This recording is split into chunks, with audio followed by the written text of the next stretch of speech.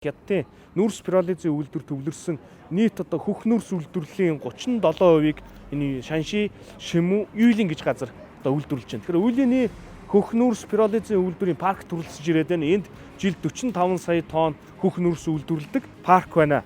За бидний ирээд байгаа яг энэ зогсож байгаа энэ компани бол Шимүү Тяньюань гэж нэртэй компани.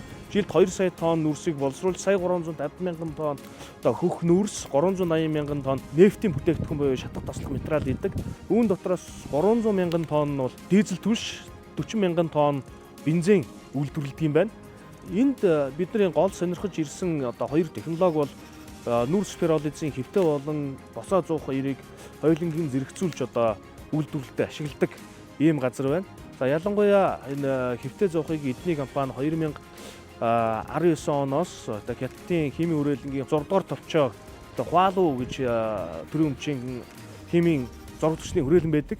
Эднийхтэй хамтарч патентээ эзэмшдэг жилд 600 мянган тонны хүчин чадалтай ийм хэвтэ эргэх зуухыг ашиглаж үйлдвэрлэдэг юм байна. За энэ зуухны онцлог бол одоо гарч ирж байгаа нүүрсний хийн илчлэг өөрөө 7000 кг өрдөг.